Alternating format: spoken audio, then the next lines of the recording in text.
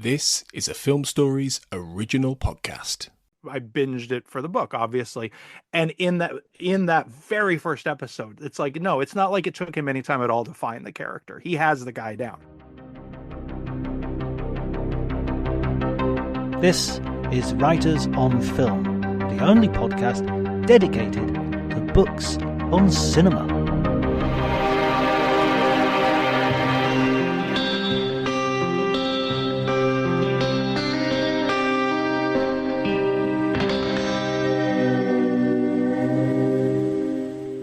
Hello, everybody, and welcome to Writers on Film. My name is John Bleasdale. You know who I am. I don't have to keep saying I'm a writer and film critic, do I, every single time? Although I have just said it, so I've had the best of both worlds.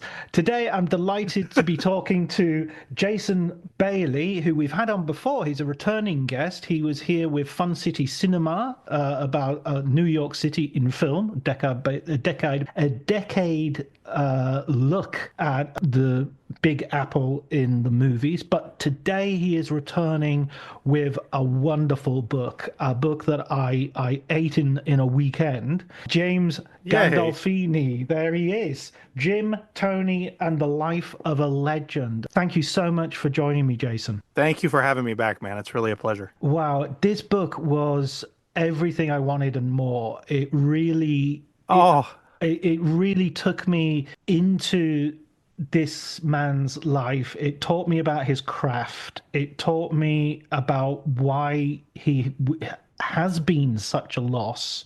It depressed me all over again.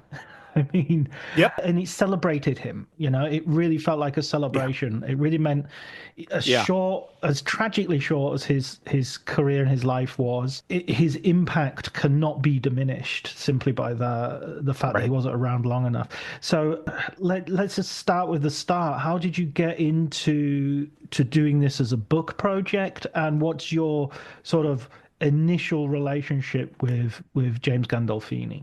I'll answer the second half first to sort of go chronologically. My relationship with him began at the opening weekend of True Romance, which was a film that I saw. I was very eager to see because of the affection that I already had for Quentin Tarantino, based solely on Reservoir Dogs, which was the only other thing he had put out at that time. But came out of it, and it's the kind of thing it's very easy to say in retrospect. Well, but I really did come out of it like, who is that guy? Love that film, love all the performers in it, but I knew who everybody was except him, and it's such a kick down the door, not even a kick. It's like a come through the wall like the Kool-Aid Man kind of performance. It is a star-making turn. And so all throughout the 90s, I was very aware of him as a character actor, as someone who's always loved character actors. So when he would turn up, in Night Falls on Manhattan or Get Shorty or Crimson Tide or any of these sort of, big or small films that he was making in that era, I was always like, there's that guy. He's really good. I always sort of sat upright, when he either showed up or when his name was in the credits. So when The Sopranos premiered, I was excited that this actor I liked was like getting his own show, as opposed to, I liked gangster movies and gangster stuff, sure, but I was more excited about this showcase for him, and was a loyal viewer of that, and always, kind of made a point thereafter where if he was in a movie, that even one that I might not have been all that interested in, he was just one of those actors for me whose involvement meant something, made me go out of my way to check it out. And always, even when maybe the projects weren't up to snuff, was always impressed by the work he was doing. And then he passes in 2013, and of course I'm very affected, as people who admired him were. And then that was kind of that. A couple of years back, not long, right around the time that the Fun City book came out, which was put out by Abrams, Jameson Stoltz, who runs the Abrams Press imprint. And the easiest way to sort of clarify the difference is that Abrams does, kind of big, handsome art books that they also, thankfully, go to the trouble to have text of substance for. In addition to Fun City, they published a lot of Matt Zoller Seitz's books, including the Wes Anderson books. They put out a bunch of Adam Naiman's books, but that's their specialty. Abrams Press is the imprint that deals in non-illustrated books, that deals in like books that maybe have some pictures in the middle. And Jameson reached out to me because I had written a piece for the playlist about a kind of forgotten John Candy movie called Only the Lonely, in which I talked quite a bit about that film, but also about Candy as a performer, and there was a presence, and as an actor, which I felt is something that he didn't really get the credit for, and that had we not lost him when we did, we would have seen a lot more sort of work down that road. And he came to me and he said, there hasn't really been a Candy biography. Would you ever consider writing one? And at first, I kind of wasn't interested in that because I've never written a straightforward biography, a top to bottom, cradle to grave sort of thing. There are certainly biographical elements in, I did a Woody Allen book, but it was a film by film. There's Quentin's bio stuff in my Pulp Fiction book. I did a book about Richard Pryor, but it's just critical essays around sort of recurring themes that just tackle some of his work. And I was a little afraid of it because I feel like it's actually really hard to write a great biography. And deceptively, I think it's very easy to write an adequate show business biography. I think if you're talking about an interesting person with a dramatic life, which will have its own, arcs within it, if they did things that, made films or television or music or whatever that people are into, if you talk to a few people and you have interesting things to say about the work and you kind of get it all in the right order, it can be a very readable, enjoyable book. And I've read a lot of those and enjoyed them, but I felt like I could kind of count on the fingers of one hand the number of really great showbiz biographies where I had a sense not only of the work, but of the person, of not just what they did, but who they are. The ones I always sort of reference as my guiding lights on this were like, Carrie Corrigan's Elaine May book, Mark Harris's Mike Nichols book, Peter Goralnik's 2 books on Elvis, stuff like that. Like that's the gold standard. The bar is high. Very high. Very high. Last Train to Memphis is one of my favorite books ever, I think. It is. It's just, and not because the research is so meticulous, although it is, and not because the critical insights are so sharp, although they are, there's some, to me at that time, intangible thing that those authors do where you when the book ends, you feel a sense of loss. Like you felt a personal connection to this person's inner state. And how on earth do you achieve that? I found that idea terrifying. And then the more I thought about how I was terrified by it, the more I realized that was why I needed to do it. That if you're going to grow as a writer, you have to continue to challenge yourself to take on, forms and genres that you maybe are not comfortable with. And hopefully you will rise to the occasion. So we embarked on that. And the problem is that as far as we knew, there hadn't really been a Candy biography. There'd been one very, kind of a quickie one that came out a year or so after he died. But, it clearly had, it was quick. I found all of this great research material. I had all of these sort of thoughts that I was anxious to share and so forth. And then a couple of months into my research, I found out that there was another Candy book in the works. We had combed the trades and so forth, but we were, I just somehow missed it. That Paul Myers, who is really, a chronicler of the Canadian comedy scene, had previously written a Kids in the Hall book, that he had been working for a while on one and had gotten a lot of it done. And had a moment of, do we carry on? And then it was like, well, he's a different kind of writer than I am, and he's taking a different approach, and maybe there's room for 2. And so we just sort of kept working on it. Then when I started putting out the interview asks, which for me, and I know this is probably different for everyone, but for me, I'm not even asking about interviews until I'm near the end of the research process, because on previous books I've had it happen before. This is actually a heartbreaking story. When I was working on Fun City Cinema, the publisher had asked me to do asks kind of in advance to sort of see who I could get as part of, the package when we pitched it. I put out an ask to Larry Cohen. His rep came back and said he could talk Tuesday. And I had to be like, oh crap, I'm not ready to talk to Larry Cohen by Tuesday. So I missed that interview, and then he passed like 3 months Oh later. man. Yeah. So my takeaway from that really was just like, I don't want to know. I don't want to put out I don't want to ask about an interview until I feel like I can do the interview if they have that kind of immediate availability. And then I start putting out the asks, and I get no responses at all. I'm not getting no's. I'm just getting like ghosted. And finally, Tom Hanks's people replied and said he has already participated in another project, so he will decline. And then like a week later, there was an official announcement that Mr. Hanks's son Colin was directing a documentary about John Candy with the participation of the Candy family, direct and produced by Ryan Reynolds. And basically, everyone who I would need to talk to for that book had talked to Colin Hanks or Paul Myers or both, and were not going to talk to me. And so we had to kind of huddle up. I had to talk to my editor and say, okay, well, we could pivot this into a related thing. We could do it just out of research because I had done all of this terrific research, or we could pivot to a new subject. And he said, I would still like you to write a biography for us, but, I don't think this one is going to be our way to go. So who else would you like to write about? And I don't know why Gandolfini was the first name that popped into my head, but he was.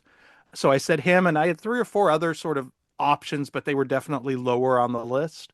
Jameson went for it right away because Abrams Press had put out a Sopranos book a few years earlier, The Sopranos Sessions by Matt Zoller Seitz and Alan Sepinwall, which had done very well for them. So he knew that there was an audience for it, and thought that this could complement that well. And so that's where we went.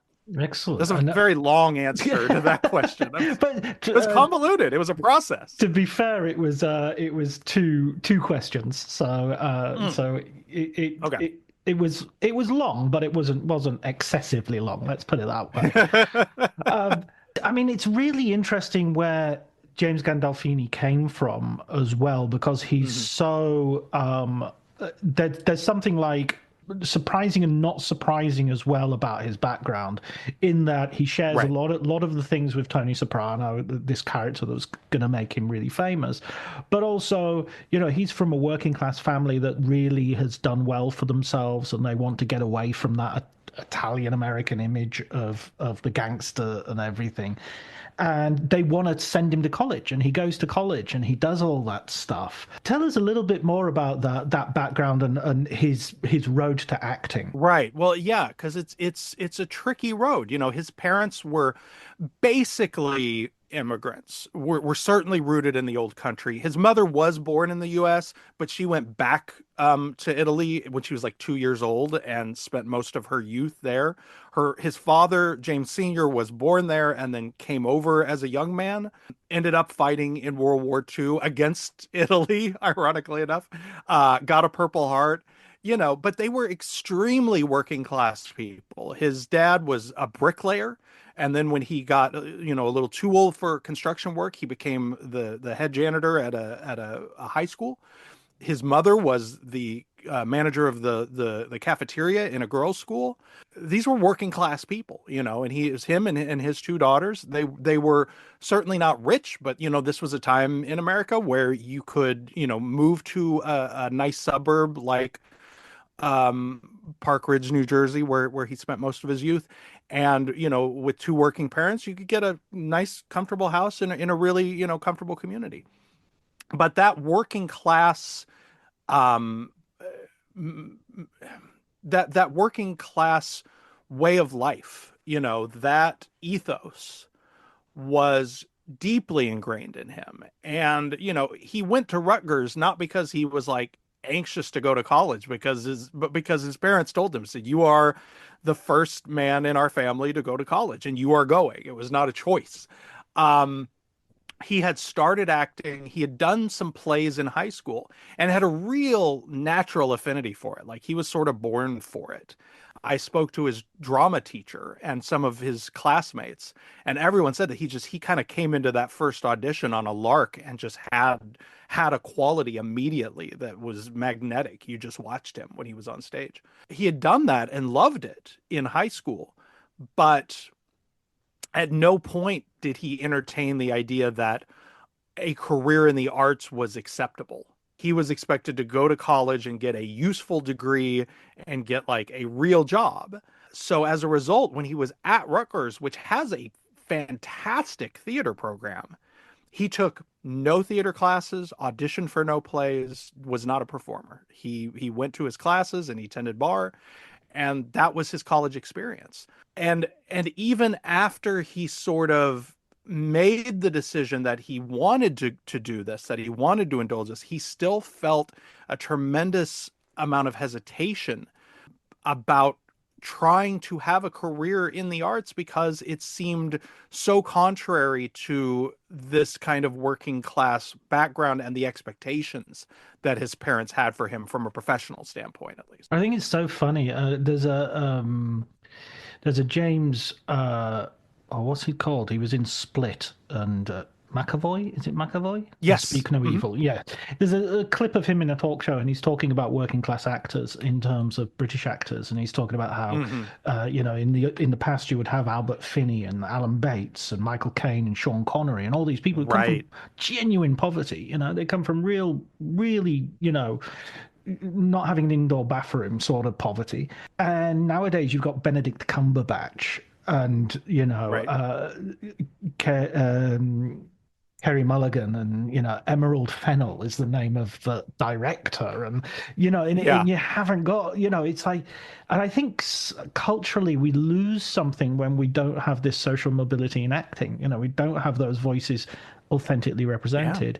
But one of the strains that goes in in the book is that sense that he has this kind of guilt about acting. Absolutely. Which feels like it comes from do you think that's right, that it comes from the background a little bit? Absolutely. 100%. Yeah. That it doesn't feel like a real job. Like his dad worked with his hands. That's real work. This is play acting. This is pretending. And I think once you sort of understand that, and there's a story that he told that I quote him in the book, where when he was first starting to act, he went to like his parents and his sisters and said he was thinking about taking on a stage name so that if he became famous, it wouldn't be an imposition for them. They wouldn't have people harassing them because they would, because his name was uncommon, so they were clearly related to him.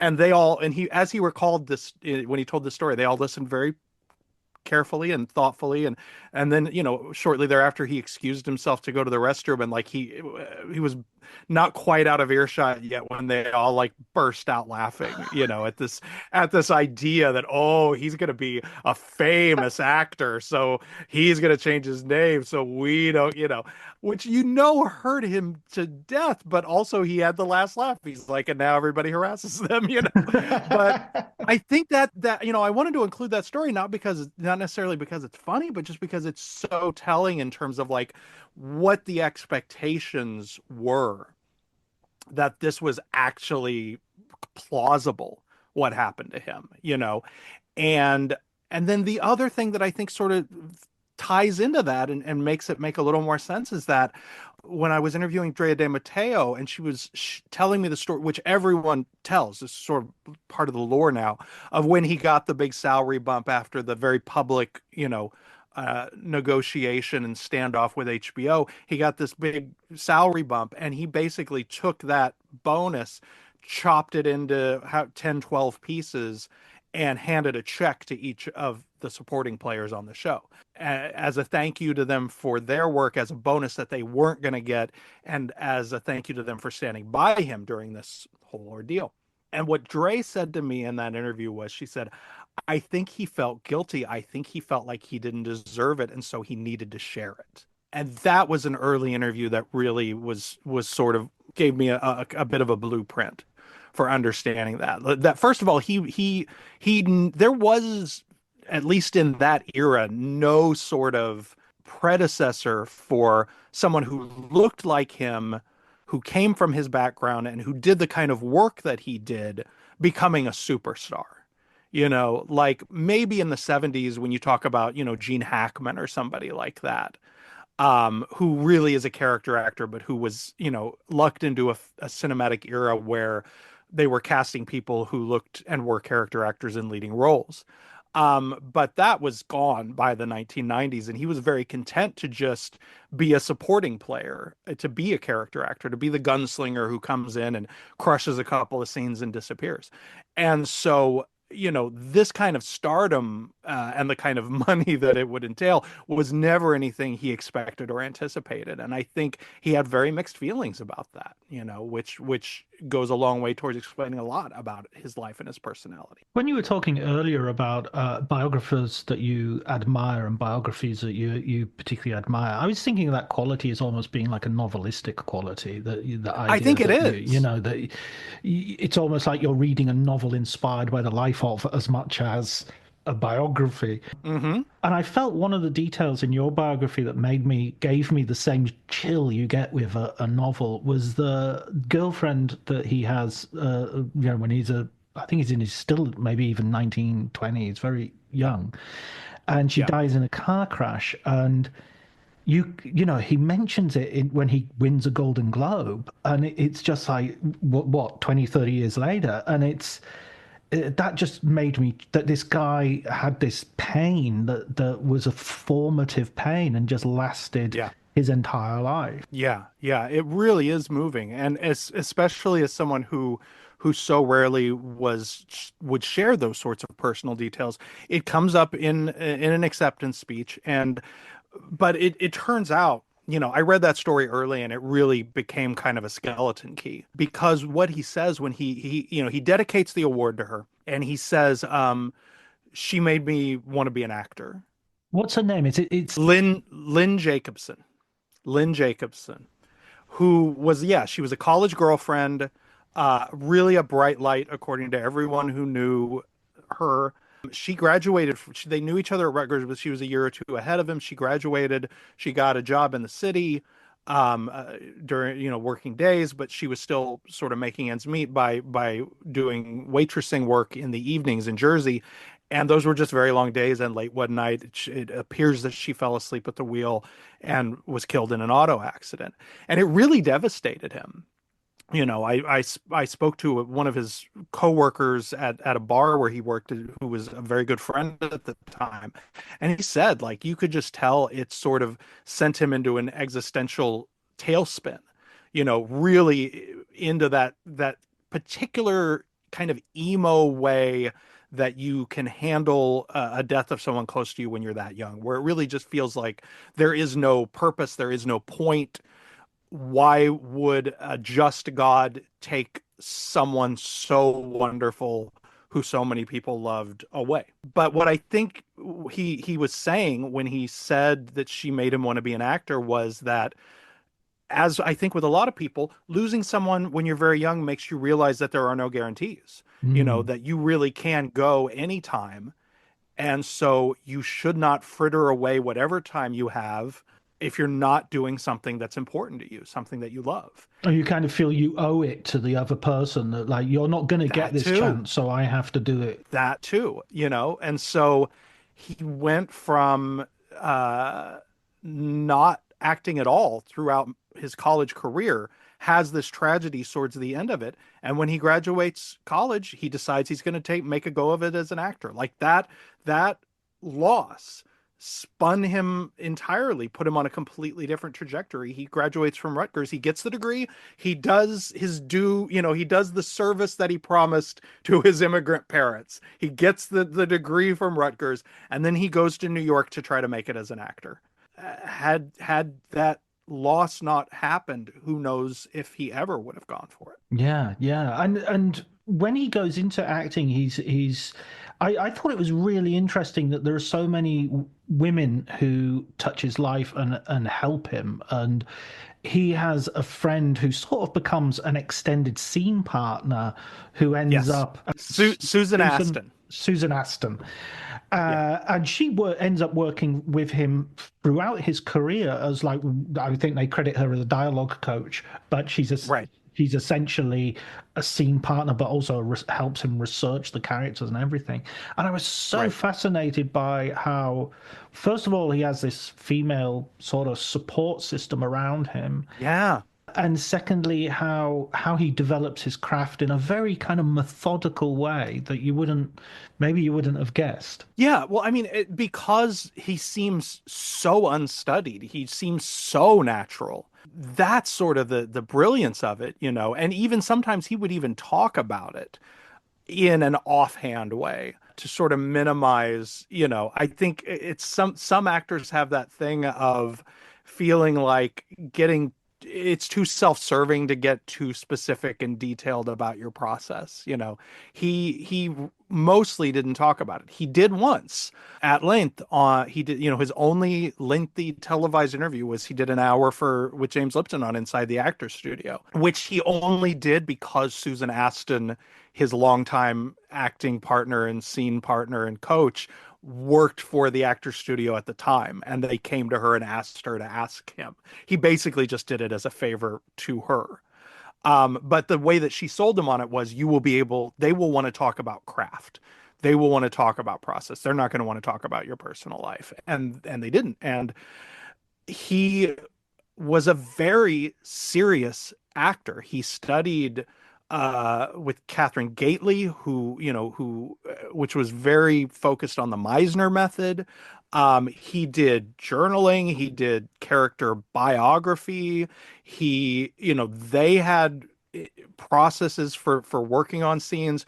When he was doing The Sopranos, a lot of her work too was just sort of like helping him with the chronology of things and sort of understanding where he was within all of that.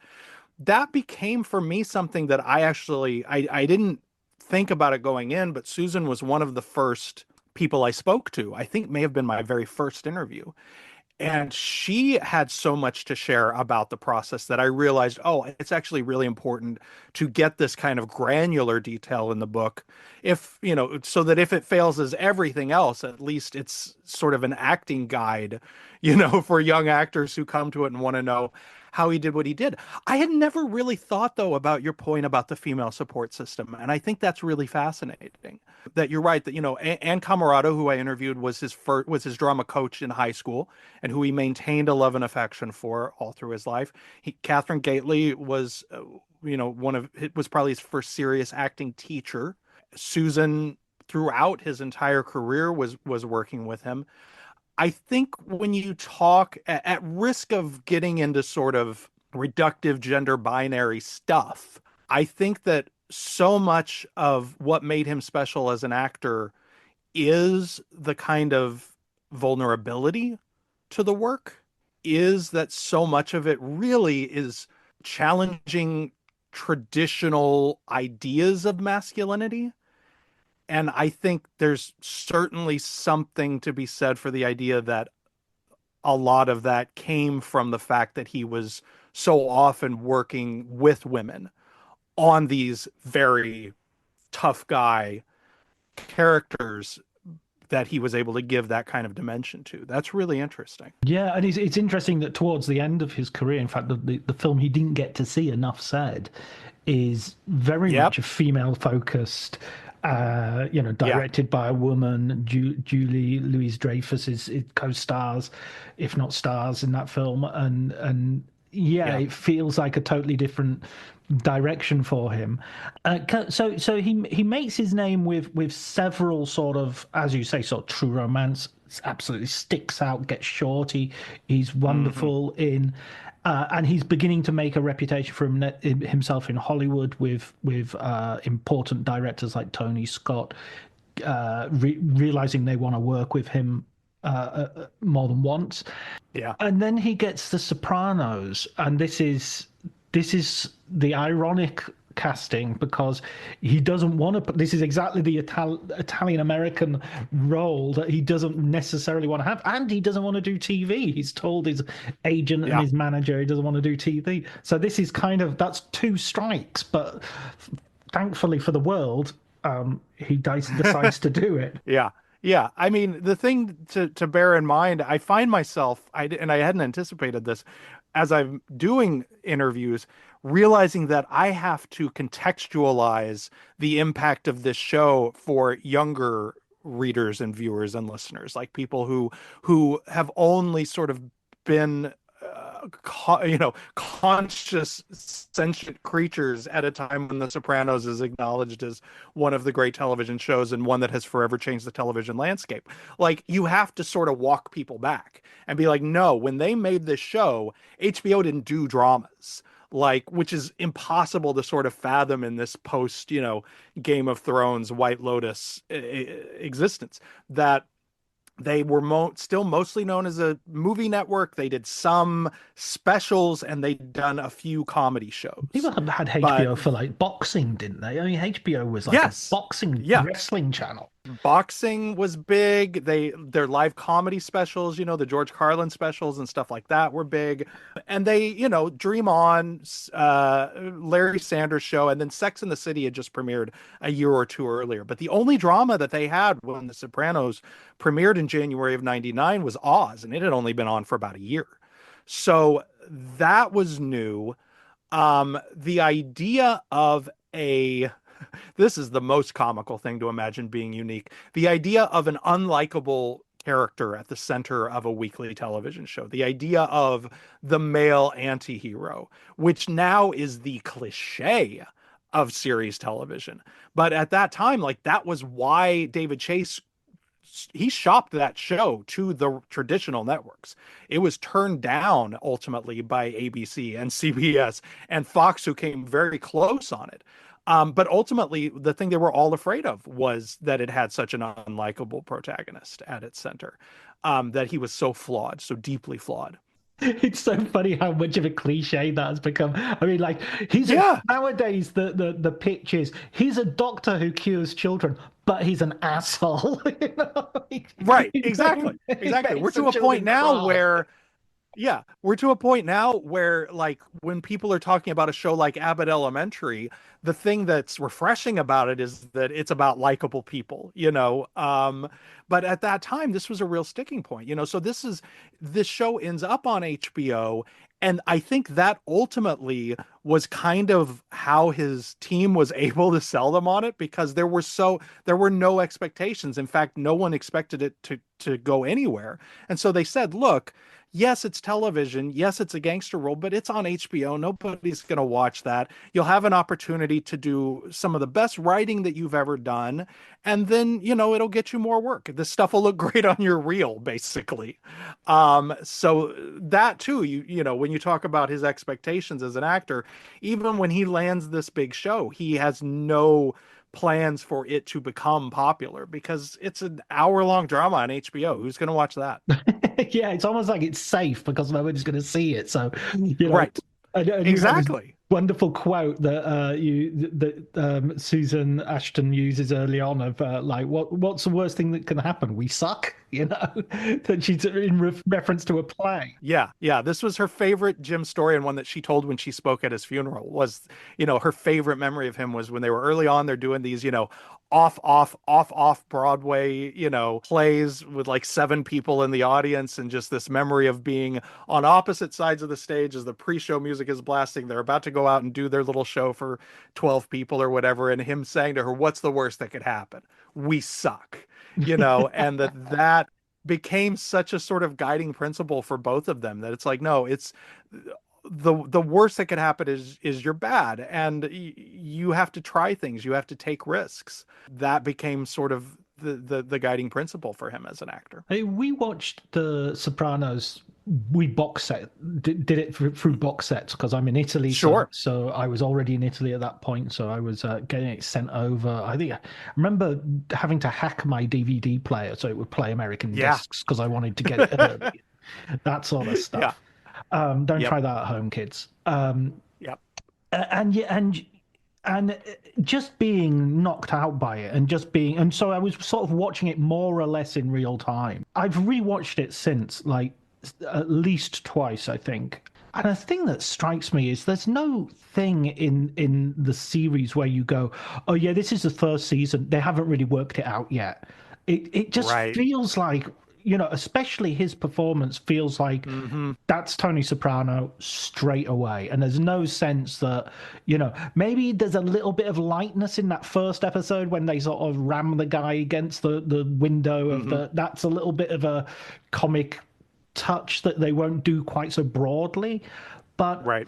for the rest of it, it's there. Yeah. It's all there. Yeah. I am not someone who typically rewatches television.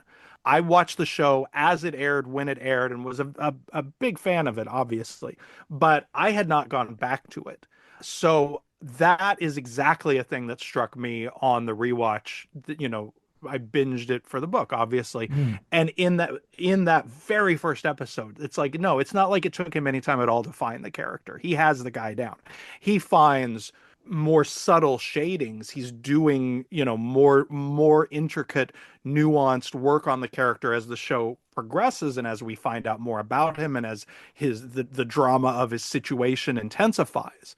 But the character is there and is compelling from frame one. What I think is fascinating about the show's evolution, which we were aware of when it was airing, but is really striking when you binge it through, when you're watching all of it in a compressed amount of time, is that you're right. The show itself got much darker. It almost feels like with every season, you can feel like there was a conversation at the beginning of the writers' room at the beginning of each season, where they were like, somehow people still like them. Somehow they're beloved. We got to make them even worse. We got to have them be more violent in this season. We got to have more, beating up women in this season. Like like you really feel almost a sense of anger from Chase and the team by the time you're getting into seasons 5 and 6, where it's like, really, we have to go this dark to remind you that these are bad people. Okay, here we go. But as the show gets darker, his performance gets even more intricate and more interesting. I love your description of his acting as well, because I think you pick up on such really interesting subtleties. You talk about his breathing at Thank you. one point, and and how his breathing becomes part. You keep saying it's partly this becomes a tool. It's part of Yeah. his equipment. Yeah. Just tell me a little bit more about how you saw that acting progress. I mean, I come from an acting background. Mm. My undergraduate degree is in performance, not because I ever wanted to be an actor. I enjoyed acting, but that was what I was able to get a scholarship in. And there wasn't like a film studies program at the only my hometown college where I could afford to go to school. So but as a result of that, like, I spent a lot of time in acting classes, in directing classes, acting in plays, directing plays. I've just always loved actors and acting, and am someone who can write about it from a perspective of having done it, while also having a tremendous admiration for the people who do it really, really well. At heart, I'm a critic. So when I'm writing about things, I'm sort of looking at it from that critical analytical perspective. And just as I was getting into writing about each of these performances, or each of the seasons of the performance in the case of Tony, that just felt like the thing that was valid to write about, that was in some way insightful to write about. But I hadn't really thought about it. A lot of the things that I try to accomplish in the book were goals that I set out on in the beginning and kind of work towards. I wasn't even sort of thinking about this in those terms until a couple of weeks ago. I was in Los Angeles doing book promo, and my friend Tim Grierson was the moderator at a Q&A. And he pointed that out. He said, this is kind of a book about acting, Mm. and he had been looking for that because thankfully Isaac Butler was kind enough to read the book and give a blurb for it. But Tim said, I saw Isaac's quote, and then I just sort of was thinking about that when I was reading it, that in a lot of ways you're writing about the craft and what he's doing. And I think that really is just my critical eye as I'm watching these things. That's just, I always find myself writing about acting when I'm doing a review even of a new release, just because that's an area of interest. But what I love about that, and I'm glad you brought up Isaac Butler, because his book, The Method, a previous guest of the show, by the way, anyone wants to go back, Yay. they can go back and check out that episode. But there's so many critics who discuss performance and discuss acting, and they don't necessarily know anything about it. And that doesn't necessarily disqualify them. You don't have to know how to fly an airplane to be a passenger on an airplane. But, for instance, the idea that people say, oh, such and such is a method actor, and Isaac Butler's written a whole book about how you don't say that, because it's much more complicated than that. And so Gandolfini is a method actor. Yeah, he's just not in the way most people would understand that word, but he definitely is a method actor. Yeah. What I loved as well about the whole Sopranos piece, there's sort of two things really. One thing is the acting, the relationship between him and David Chase, and that sort of dance of death that they're doing together, the mutually assured destruction that's going on there. Yeah.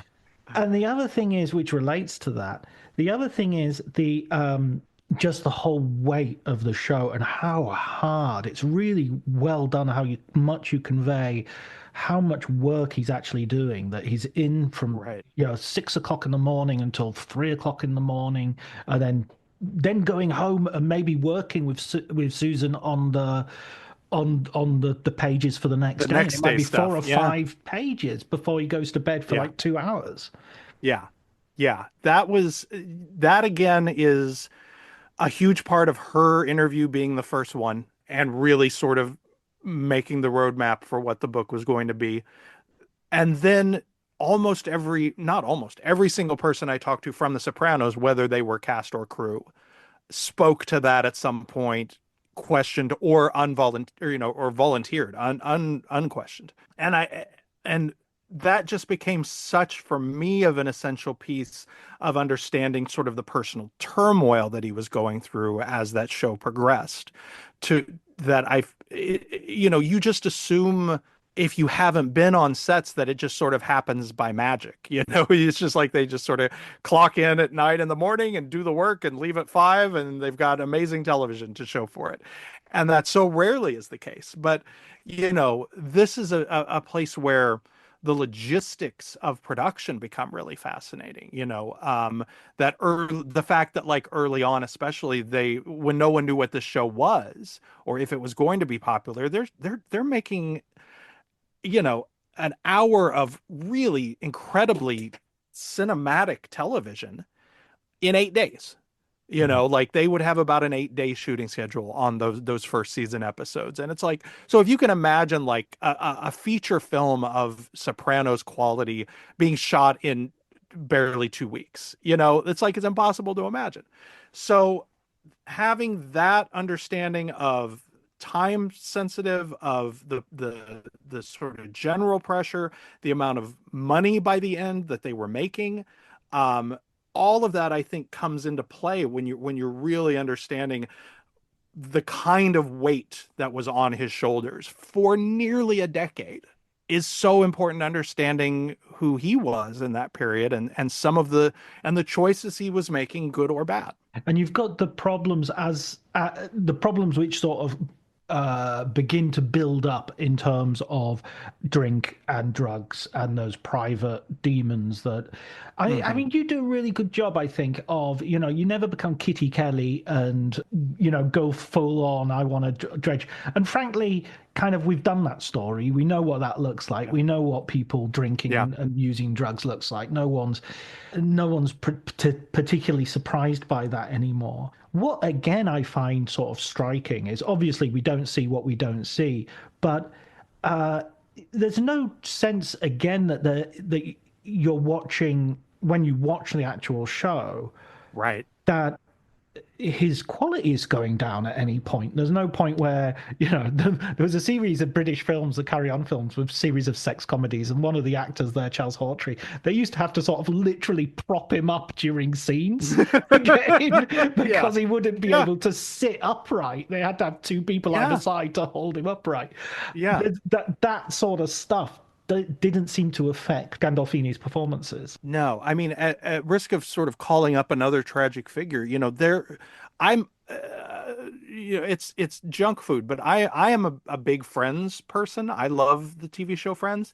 When you go back and watch that show now, you can see the seasons when Matthew Perry was in trouble. Like it's clear in his comic rhythm is just a little off. He's thin and gaunt. Like it's just you're like, oh, this is when he was going through some stuff. And you never get that sense when you're watching, Gandolfini's performance, which I think speaks to his skill as an actor. I think it also speaks to the sort of the support of the people he had around him. And one thing that God, it's so funny that you literally name drop Kitty Kelly. Like that's so sort of what, first of all, when I went in and asked the family if they wanted to participate, and they very politely and with no ill will declined. The idea of unauthorized biography, it still has, there's a cloud over it. And I think a huge part of that, when I think about why, it's like, oh, that makes me think of Kitty Kelly, and when I went in, I had not read some of the previous books that are really more about the Prestige era or about HBO that detailed some of these issues that he'd had, and how they affected production and so forth. I kind of wasn't aware of that stuff until I started doing the research and talking to Sopranos people. The thing that was so striking about all of those conversations was the fact that it's not like that there was not even one person who was like, and I'm still mad about it, who in any way held grudge, seemed to have even at the time held grudges or resentments, even when the self-destructive behavior was negatively impacting their own lives and work, because they all had such love and affection for him and understood where it was coming from, understood that it wasn't just him being an irresponsible shit, but that the tremendous pressure that he was under, and how some of this stuff just became coping mechanisms. So I wanted to respect that in my approach to the material. I wanted to not do a disservice to anyone who was candid enough to share that with me, to turn around then and, sort of ghoulishly sensationalize that material. It was so important to me to not do that as someone who has personally been affected by this stuff, as someone who is the child of alcoholics on both sides of my family. My mom was an addict. Like, I know that this is not gossip. This is not tea. This is someone's very life and well-being. And to turn that into just sort of fodder, I can imagine nothing less respectful to the struggle that someone goes through. So that was really key to my approach, was to make sure that, that this material has to be in there if I'm writing an honest book, if I'm going to accurately portray his life and the journey that he went on, which I believe ultimately had a happy ending. I mean, he passed, but he passed in a better place emotionally and psychologically than he had ever been in. That I would do a disservice to him and to that journey by leaving that out, but I would do a greater disservice by treating it as tabloid nonsense. And so now, of course, the book is coming out and it's being turned into nonsense by tabloids, but that's fine. Why have some newspapers sort of cherry-picked stories from the book, or? Yes. Specific, the worst one, but the one that turned my stomach, and I didn't even read the article. I just saw the headline and the two or three decks, the Daily Mail. I mean, this is what the Daily Mail does, but they either have read the excerpts that have come out or got a hold of an early copy of the book, and like the framing on it is sickening. But I work in entertainment, online journalism. I've worked in clickbait factories. I know how this sort of thing works. It was something we sort of have mentally prepared ourselves for, that it's just sort of a doomed inevitability. And you just hope that the people who read that sort of know what the source is. And if they bother to read the book, they'll see that that's not the approach at all. Excellent. Yeah, yeah. No, I mean, yeah, the internet and such sort of, as you say, tabloid fodder, to be avoided at all costs, and not even to be sort of indulged by what do they say? I was thinking about it today as, and there's an old joke about a man who walks into a pub carrying some dog crap in his hand and saying, "Look what I almost stepped in," and that's the and that's how a lot Good of analogy. Don't feed the trolls, man. Don't feed the trolls. Yeah. One of the tragedies I feel with this aspect of his life, and we're moving away from it now, but I think it's an important thing that he says in one of his interviews, is that he has appetites which are to some degree, he's playing a character who indulges himself in so many ways that when James Gandolfini is trying to get out of that kind of behavior, he's then got to go back and play this character who reactivates him. It's almost like he's a toxic friend, and it's like if you were in AA or NA, you would be saying, "Don't hang around with this guy. This guy is bad for you." Right. And instead you have to become him by the end of that show, 9 months of a year, it's impossible for that darkness not to encroach upon your own soul, really, at risk of sounding, too highfalutin about it. And I think ultimately that was, for him, the main reason he was ready for that show to end when it did. He loved the opportunities that it provided for him. He valued his colleagues on the cast and the crew, but ultimately just going back into that skin he talked about it putting such darkness into him, and that he really felt like he had to get away from that. And he did ultimately. Yeah. And the ending, which is spoiler for anybody who hasn't watched The Sopranos at the end, we're going to talk about it now.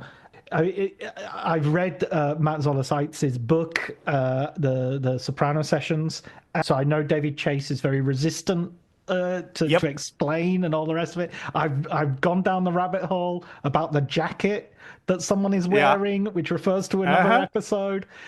And he's got to die. It's got to be death, hasn't it? It's got to be. He gets hit. He gets whacked, and we're with him. And the reason it goes to black is, the bullet hits your brain and you're dead before your head hits the table. That it has to be. It's not ambiguous at all. I am of the opinion. I felt that way for quite some time, and then when I rewatched it this time, I came away feeling like that's not what happens. I came away feeling like the takeaway of that last scene is that it could happen anytime, and he's going to spend the rest of his life looking over his shoulder because it could happen at any time, and that might be a fate worse than death.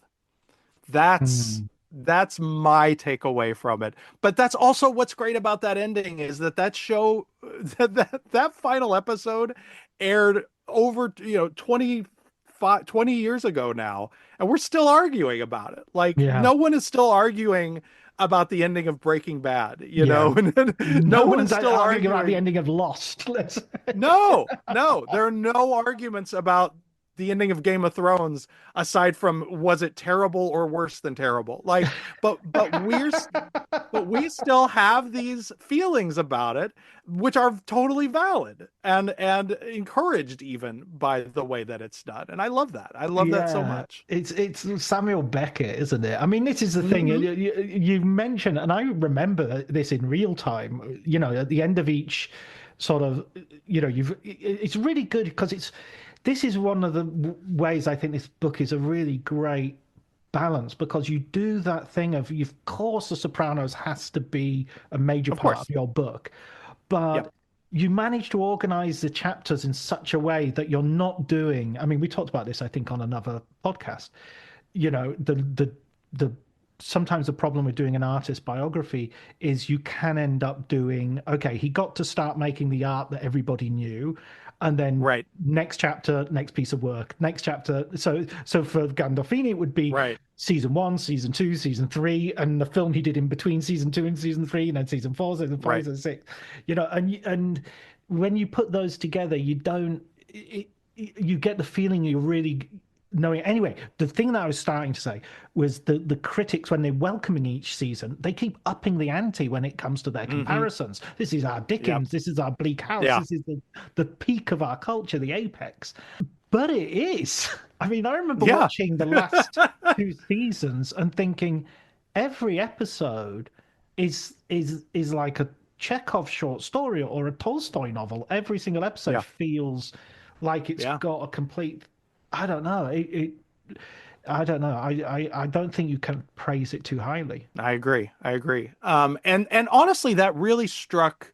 That was the other benefit, huge benefit of doing the first rewatch I've done in service of the book, was that I think appreciated more what they were doing and what they were building towards by watching it all together that way, in a way that was sometimes hard to do in real time, because and this is in the book, and the reasons for it, they were going so long between seasons. Right. Like sometimes an entire calendar year would pass. There was one point, I want to say between seasons 5 and 6, where 21 months had elapsed between the end of one season and the first episode of the next season. So all you can do is build anticipation in that time. And if you don't deliver a Tolstoy short story every single episode, people are like, well, what were we waiting for? But I found myself better able, when viewing them all together as one big piece of work, to more fully appreciate the little things that are great along the way, and then also the big movements of emotion that they're building towards in each season and by the end of the show. I was aware when that final season was airing how bleak it was getting. But when you're coming at the end of 70 some hours of building to this sort of darkness, like, it really feels almost unrelenting, and certainly unforgiving in many ways. Oh, absolutely, absolutely. It's so good. I mean, I've just finished a reread of The Brothers Karamazov, and it's there. It's really Yeah. there. I'm not Yeah. kidding. I mean, The It Brothers is. Karamazov, it's obviously got the cultural cachet of Dostoevsky and all the rest of it. It's a crime novel. I mean, it's Right. a crime novel. Yep. It's not like Yep. it's it's a crime novel based on a true story. So Right. there you go. Post Sopranos, of course. He kind of does that thing of cashes his checks, doesn't he? I mean, in the sense that he goes and does work he wants to do, interesting scripts, interesting little indie projects. Yeah. Yeah. He had made a nice piece of change on that show. By the end of the show, he was not overpaid by any stretch. And one of the things that I found really fascinating, when I was talking to like his managers and agents and things, was, when you're comparing the kind of money he was making for the amount of work he was doing compared to Frasier or The Friends or any of the other high-paid Jerry television Seinfeld, actors yeah. of that era, right? That they're making a lot of money, but they're not doing a show, where they're doing 10 episodes that each take almost a month to shoot. It was taking up a lot of his calendar. But yes, when he came off, he was ready to. It was important to him to do work that could showcase the fact that he was not just Tony Soprano, work that was going to showcase his range, that made sense from a career perspective, but also, yeah, things that were important to him. And I think there may be few things that tell you more about who he was as a person than the fact that part of the big pay raise with HBO was a production deal that he was, set up with a shingle to produce projects for HBO, some perhaps for himself to star in, but not necessarily. And that the first thing he used that power for, the first HBO project he does after The Sopranos, is putting together a documentary about injured Iraq war veterans, doing this show that was sort of a spotlight, profiles of multiple wounded warriors, basically, and appearing in it to interview them, but, in a, let me put it like this. He didn't do the thing that William Hurt does in broadcast news. You know what I mean? Yeah, yeah. Like he wanted himself to be seen and heard as little as possible in this things. He was only there to ask the minimal question that would allow them to tell their stories. But the fact that this, if he was given a blank check by HBO after the most successful series in their history, he took that blank check and used it to make an activist documentary about really brave heroes, that I think that's just so telling about the kind of person he was and the things he wanted to use his cachet in service of. I love the fact as well that he goes and does Armando Iannucci's Yes. out of the loop, into the loop, out of the In loop. the loop. In the loop. In the loop. Yeah. I'm a big fan of Armando Iannucci generally. I mean, Death Absolutely. of Stalin Yeah. is amazing, and the thick of it Yeah. is fantastic. The Day to Day, if you've ever got the chance of watching that, is one of the funniest things ever. Have you ever seen that, The Day to Day? No. Check it out on YouTube. They basically did this in the 90s, and they did a complete parody news program, and they put it Oh, on at wow. the same time as the news, but on the next. So it was like the Day to Day was on BBC Two and the news was on BBC One, and Nice. it had the same graphics team as did the news. So it looks, and it just Yeah. turns everything, and they had this sort of very somber style, but the news is just ridiculous. And they got into That's great. huge trouble because they would announce the death of famous people. Like in ludicrous, it'd be like, a local game show host has just shot and killed another game show host, and we're going live to footage, and they do little Right. things to make sure you knew it was a joke, but still people Yeah. were really fooled. Amazing. Oh yeah, but you Google it and look it on YouTube. I They will. did there's a brilliant one called War, where they basically provoke a war so that they can do a Nice. CNN style. It's war. Nice. War has broken out. Anyway, Yeah. sorry, Perfect. a little advert for Amanda Iannucci's The Day to Day. Chris Yeah. Morris was great, but I love the fact that he does that as well. So he's doing this sort of like kind of indie English film Mm-hmm. with and adding some Hollywood sort of gravitas to it. Yeah, yeah. And that too was one of the key pieces of what he felt he had to do in terms of showcasing what he was capable of, was that, The Sopranos is a very funny show. Like, there are really hilarious moments within it, and his comic timing is superb, but no one thought of that as a comedy. So that really was one of the things that he wanted to achieve, was to establish himself as a comic actor, as someone who people would think of for comedies, because that was what he liked to watch most of the time. And so In the Loop was huge in sort of opening that up. That was something that his managers told me, was that, yeah, as soon as they did that, suddenly he started getting more comedy offers. But then, and this was the sort of key piece of biographical information that I wasn't aware of, I spoke to Mimi Kennedy, who co-stars with him in that film, and she said that when they were over in London, one night after they finished, she's like, "Hey, I'm going to go see this play.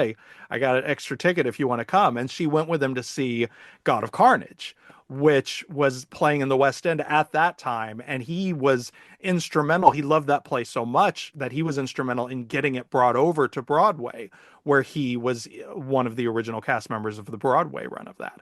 And that show is a scream. But if you're ever lucky enough to see the tape of that performance, like, that's a rare opportunity, because you get to see him as a comic actor playing to an audience. And I don't mean playing to an audience in the way, like, he's not like broadly winking or breaking the fourth wall or anything like that, but just when you're a good comic stage actor, you adjust your timing and your tempo to what the audience is giving back to you. To, your timing is instructed by how much they're laughing and the ways in which they're laughing. And just watching him work an audience like that is really thrilling. That I'm gonna have to search that. Was there ever talk of him doing the film?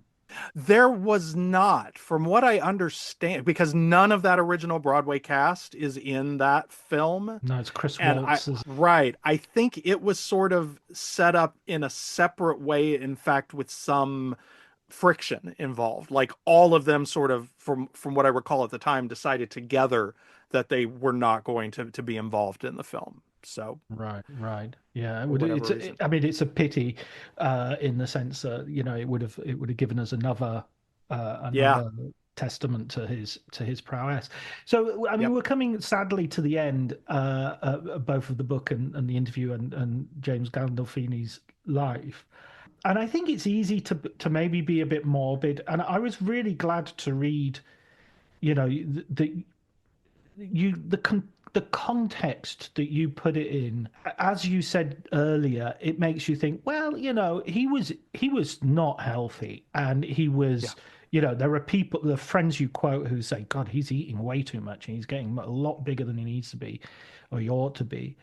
But at the same time, the way I kind of had understood it passively, because I wasn't investigating it or anything, but passively, the way I'd understood it was, he must have been on some binge or some bender, and his heart gave out, and then Right. someone stole his watch, and that sort of became like the Right. sum of that. And reading your book, it sort of gave me a sense of more. No, it was sad, and what happened was not good, but it wasn't this kind of narciss. It was the context was like a family holiday on Yeah. his way to be celebrated. Yeah, yeah. He was on his way to a film festival in Italy and decided to make a trip of it and to have some one-on-one time with Michael. And so, the little bits and pieces that are out, that I was able to find about that trip, it sounds like a really charming, they were in Italy, they were being tourists, they were being sightseers,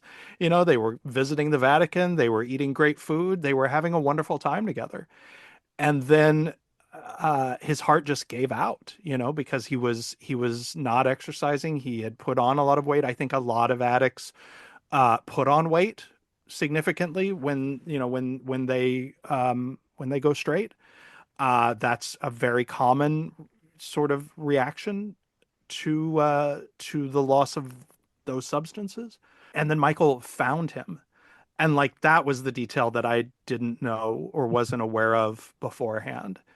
And I think as a parent, that moment really stabbed me in the gut. Mm. The idea of not just passing when you're on like a trip with your kid, but the idea that because you're on a trip with your kid is who finds you. It it just it I don't know that I've ever wept while I was writing something before this book, but Mhm. that got me.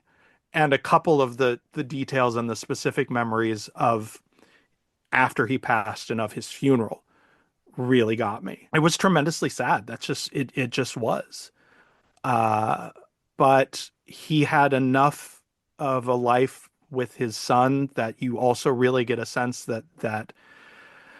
uh that he's now he's carrying on the tradition. He's and his dad would be so proud of him. I really do think that. And And many people told me that too. right, right, and he's left a legacy. I mean, he's left Yeah, a legacy in the world through his acting and through his life. And I think this book is a absolutely necessary part of that testament. It sort thank of, you. you need to put you need these public monuments. Yeah, yeah, And that's and this book does that service. yeah. So congratulations, Jason. I really Thank you. loved That means reading a it. lot that you say that. It really does. Thank you. Can I ask you for a recommended film book for our listeners? Yes. Yes, you may. The new Alicia Malone's new TCM Imports book. We had Alicia on the show a couple 3 weeks ago on my podcast, Guide for the Film Fanatic, where John here will be a future guest. Hey. That one's in the can, coming out in a couple of weeks.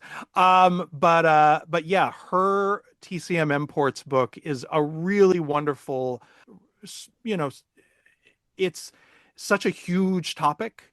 The idea of just, oh, a book of the great international films, like have fun, and like the manner in which she made those decisions, the way in which it's curated, I think is really ingenious. Um, and sort of lends itself to viewing along in a really wonderful way. And also, she's just such a terrific writer. She has such keen insights and is so sort of tuned in to I don't know, she sees things in movies that I don't always see, and points them out really eloquently in the prose, and that's, I don't know, that's what I want a great film book to do. So yeah, I would recommend that one quite highly. You can't ask for more than that, can you? No, Eloquently you pointing really out can't. stuff I haven't noticed. Yep. Wonderful, Jason. Thank you so much for joining me today. Thank you again for having me. It's always a pleasure to get to chop it up with you.